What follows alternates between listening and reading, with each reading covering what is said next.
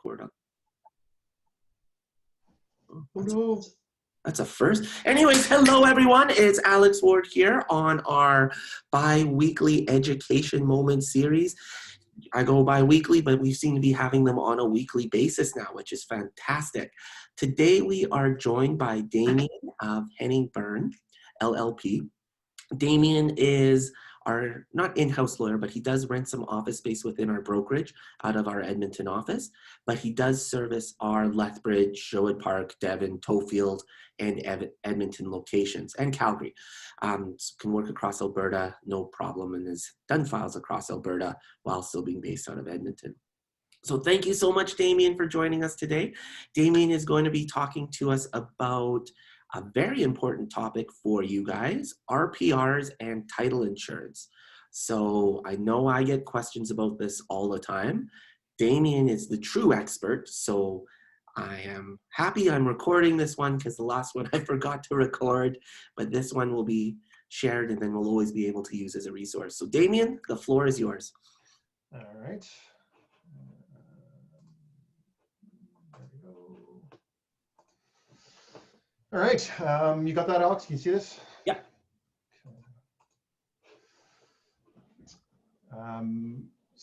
As Alex said, my name is Damien Meardi. I am a partner at Henning Byrne. I have been practicing there for about 8 years now. My professional background, I started out after law school as a small business development consultant, primarily drafting business plans and grant applications for various industries. From there, I moved to the federal government, where I worked as a real property and portfolio analyst with Public Works and Government Services Canada.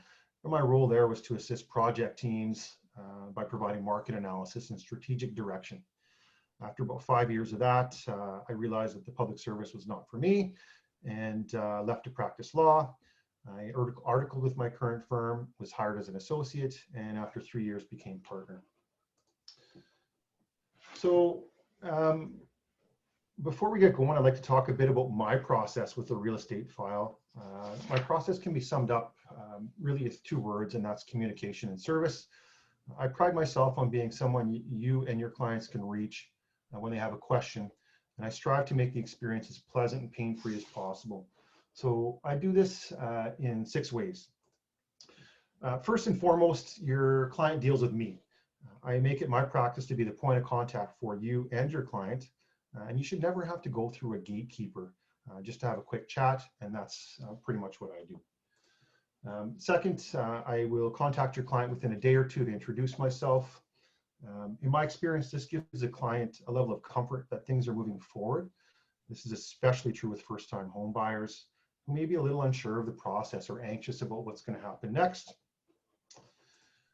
After I contact them, I usually send a follow-up email, and that kind of restates the process and provides some helpful tips. I also CC the agent on the email, so the agent knows that this is moving forward and everything's fine. The fourth thing I do is I return calls as soon as I receive a message.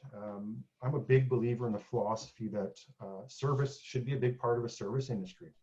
So your client should never have trouble getting a hold of their service provider.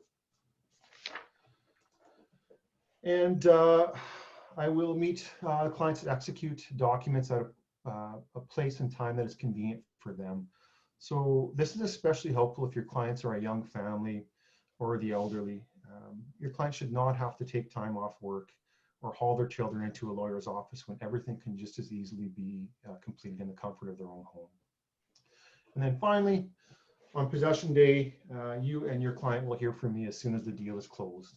So what this means for a purchase is that you receive an email from me as soon as the mortgage is funded and money is on the way to the seller. I find this helps remove the anxiety for the client as to whether the deal is going to close, but it also helps the agent plan their day because they have a better idea as to when keys will be released. On a sale, this means that you'll receive a text from me as soon as the deal is closed, and I'll have my report and check ready for the client by about noon. So today we're going to talk a bit about real property reports. This is the subject I tend to get the most questions on, and it is one where proper information during the contract process can be beneficial to both you and your client. While I'll be touching on some contractual issues, as you know, ultimately the market and your client's needs will decide what clauses you are able to insert into the contract. So we're going to be talking about what happens if there is no RPR, some differences between title insurance and the RPR, how the age matters, some differences between compliance and non-conforming, some potential issues with sheds, decks, and fences, and then how the removal of a structure would affect an RPR. So first, what if there is no RPR? The buyer here has a couple of options. First, they can choose to delay possession until an RPR is provided. In this case, the seller can't charge interest and may be liable for any costs related to the delay. In my experience, this very rarely happens because buyers generally want to or have to move in as soon as possible. So the second thing we can do is negotiate a holdback. This is the most common method of dealing with the issue. Essentially what we're doing is negotiating an amount that will be held back from the seller until they can fulfill their obligations. So if I'm acting for the buyer, my philosophy for a holdback amount is that I would like the holdback amount to be large enough to cover the cost of whatever we're replacing. So for instance, if there's a problem with the deck missing from the RPR or no permits for a deck on an RPR, I would ask that the holdback be big enough to cover the cost of replacing that deck. And the second thing I'd like to know or like to ensure with the holdback amount is that it's large enough to compel the seller to complete what they're supposed to. So if it's too small, it might be worth it for a seller just to walk away and not do or complete the item that has to be completed. Where this information helps an agent is you can add holdback amounts to the contract. So if you're acting for a seller and they don't have an RPR, you can add a clause that the buyer will take possession on the possession day and that the seller's solicitor will hold back a certain amount until the RPR is provided. This may allow you to negotiate a smaller holdback than I can and ensure that the property closes when it's supposed to. If you're acting for a buyer, it's possible that you can negotiate a higher holdback than I may be able to. So this is kind of when Alex talked to me, the original discussion we had was title insurance was a big question. So this is kind of a bit of information about title insurance. I expect that most of you have heard many presentations from title insurance providers, and they know a lot more about their product than I do. There's not much I can add there, but I will say this. From mine and the lender's perspective, it does not matter whether a buyer has a compliant RPR or title insurance.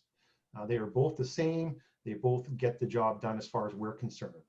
Where title insurance does have a bit of an advantage is when there have been renovations inside the house.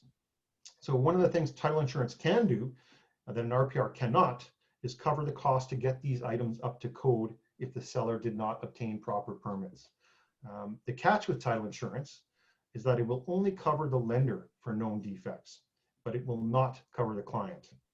So if there's a compliance report from the city indicating a problem and the seller offers title insurance in lieu of an RPR, that won't do much good for your client when it comes to that particular problem. The second risk with accepting, say, title insurance in lieu of is, while it doesn't matter to the lawyer or the lender whether or not a property is title insurance or an RPR, it may matter to subsequent purchasers.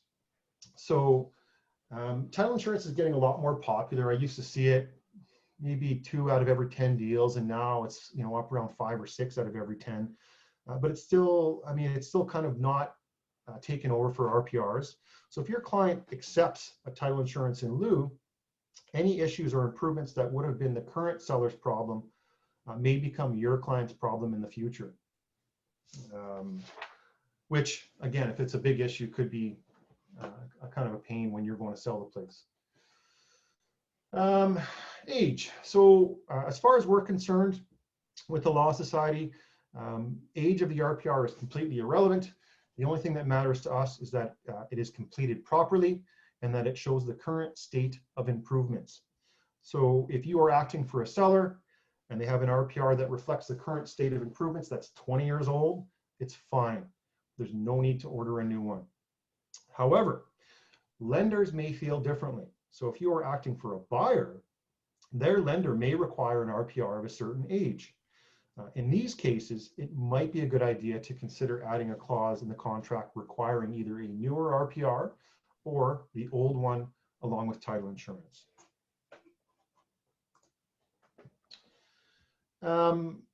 So compliance versus non-conforming. So the standard RECA contract allows for a seller to provide an RPR that is either compliant or non-conforming.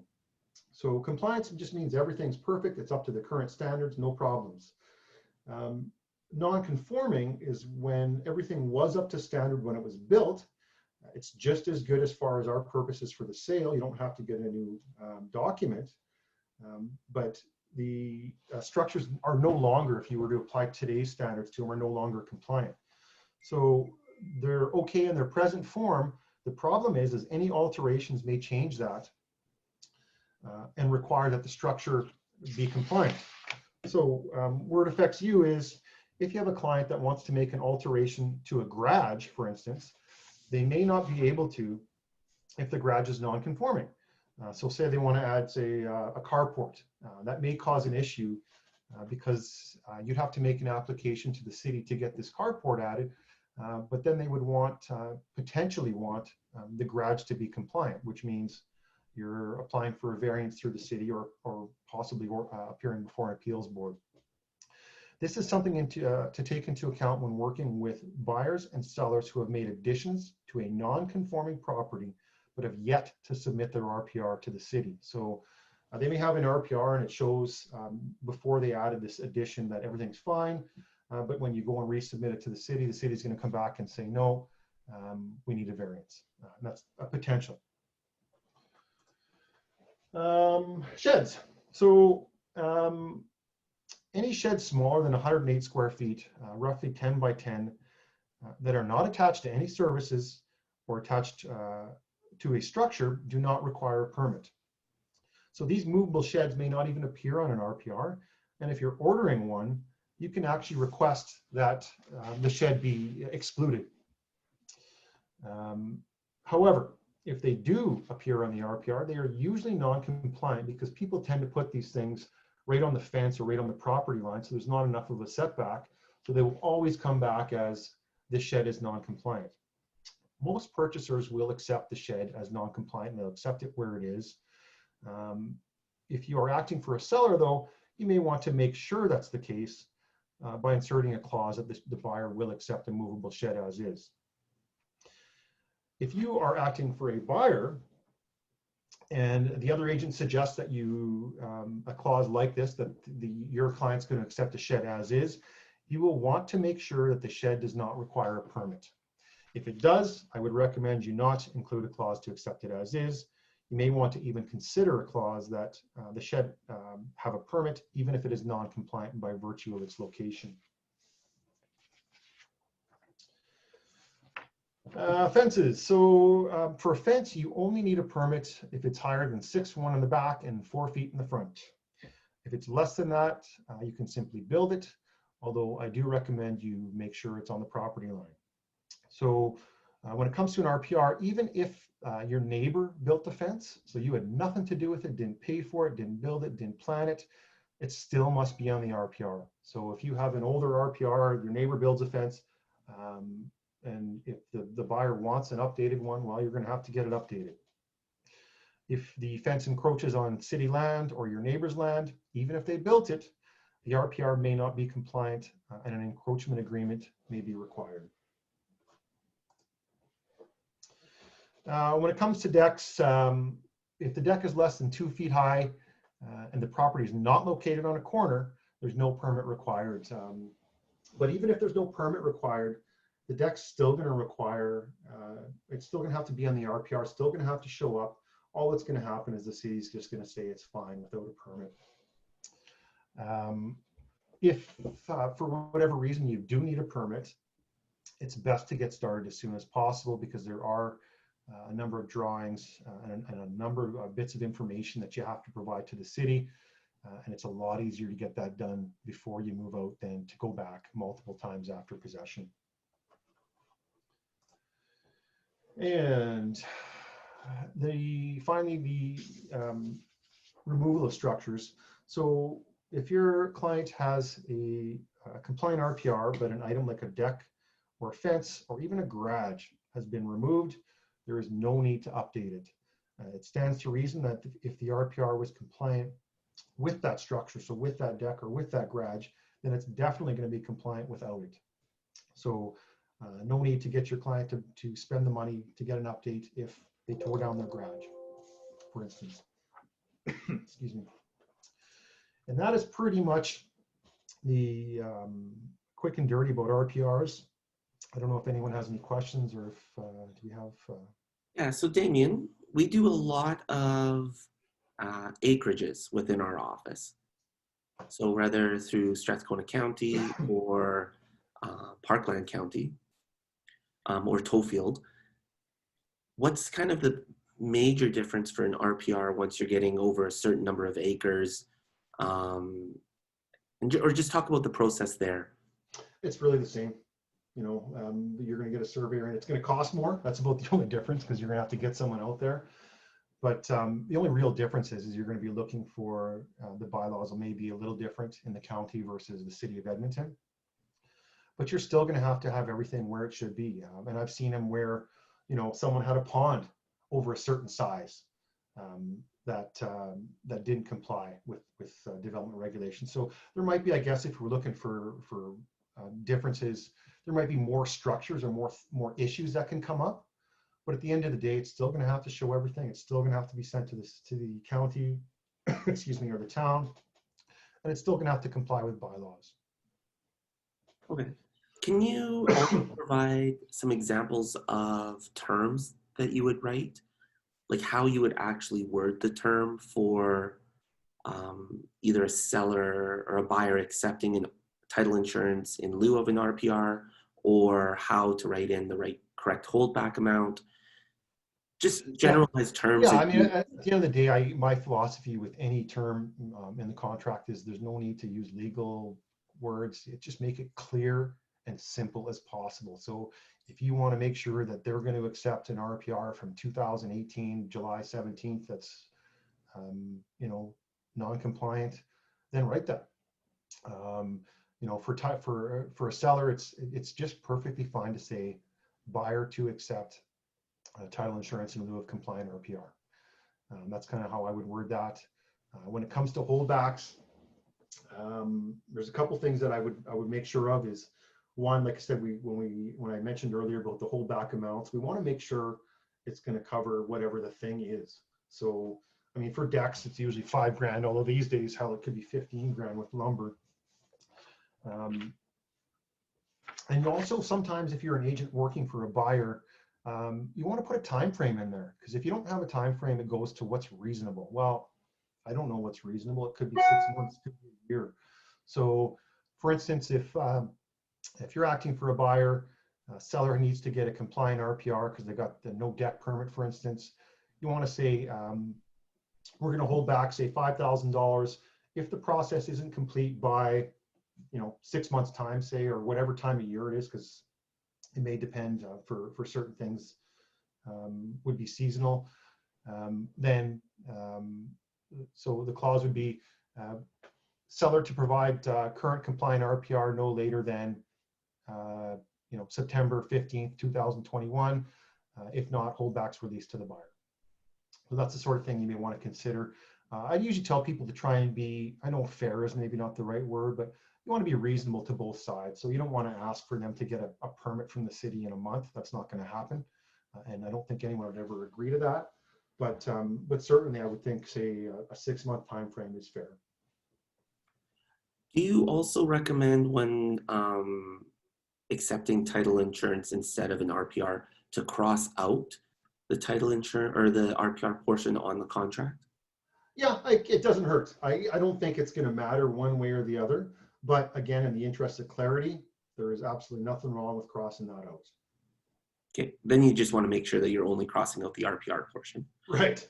Yes. Right. Well, I mean, if you're acting for the seller, and they're willing to accept that you crossed out all these other things about, you know, there are reps and warranties about all the structures being, you know, in line with bylaws and being fit for use and stuff. If the buyer's going to accept it without those clauses, then great. You know, they're pretty much accepting it as is, where is, when it comes to that stuff. But certainly, I think it's section 10.2, I believe. It's in section 10 for the RPRs. I just cross that out and move forward. Okay. Does title insurance cover off septic tanks or anything like that on a acreage? That one you got me, Alex. I do not know that, but I will look into it. Okay. Do you have your contact info on the next slide, or is this your last slide? I think I do have it. There you go. Perfect. All right. So everyone, this is the best way of getting a hold of Damien. Damien has also volunteered his time to help people within the office if they have questions, just to reach out and just ask them a quick email or phone call just to say, hey, how would I word this, or what would this situation be, just to help you guys out. So use him both as your rep for your agent or your clients, as one of your 3 options, or just ask questions too and build your repertoire of knowledge. Let's see if there's any questions in the chat. I wish I was on Facebook, but I'm not. Anyone watching, if you have any questions, please write them in the chat so that I'm able to ask.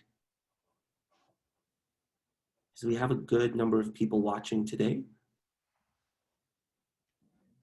The other thing, Alex, just to this presentation, I'm going to create a booklet along with a bit more information for your staff, and then what I'll most likely do is just drop a bunch off at your office for people to refer to if they like. That'd be perfect. Okay, I don't see any questions. I'm trying to think. Oh, never mind. One came in. It's, why does a deck on a corner require a permit? You got me. What's worse is the actual, so this is the actual city wording here for a corner lot. A lot located at the intersection of 2 public roadways other than lanes, or a lot located abutting a public roadway other than a lane, which changes direction at any point where it abuts the lot. I have no idea, honestly. There's a lot of things with bylaws when it comes to the city that I'm completely, it baffles me as to why it would matter.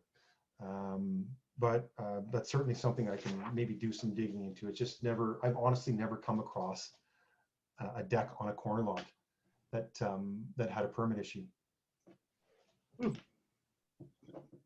I'm guessing it's because of a safety issue with people. Yeah, it may be, like, that might be what, I mean, I'm not sure that would matter though. You know, at the end of the day,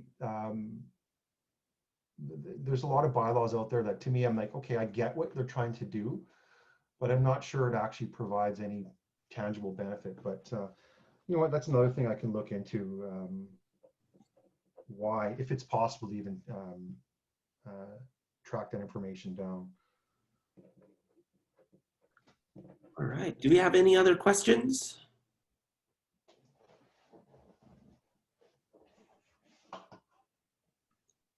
If you do have a question, and you're watching this later, whether it's on Facebook or through our Facebook group pages or on YouTube, I would recommend just reaching out to Damien directly and then asking him your question.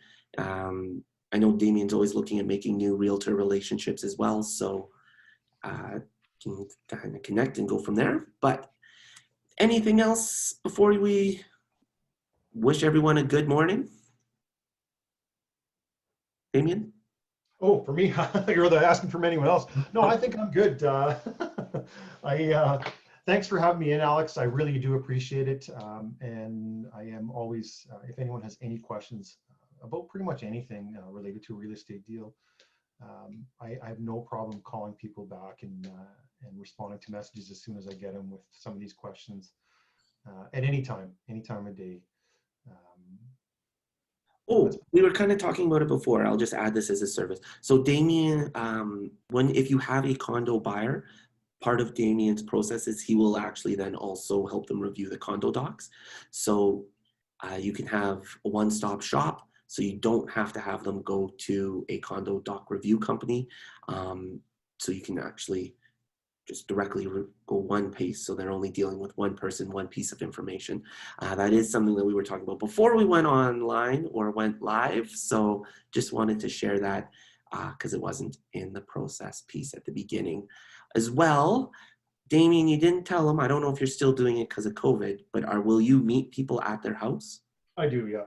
Yeah, it actually, well, with COVID, we have a couple of options, and really depends on what someone's comfortable with.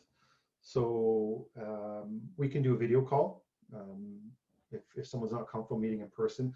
We do a video call. I still need the original. So what I'll generally do if I'm doing a video call with someone in the city, I will do the video call, have them put the documents in their mailbox, and then just come over and pick them up. If they're comfortable meeting at their house, either indoor or outdoor, I have no problem doing that. And really my philosophy is, I'll tell people, we'll get it done. We'll find a way. If we got to meet in Leduc at midnight, we're going to meet in Leduc at midnight. And he's done it.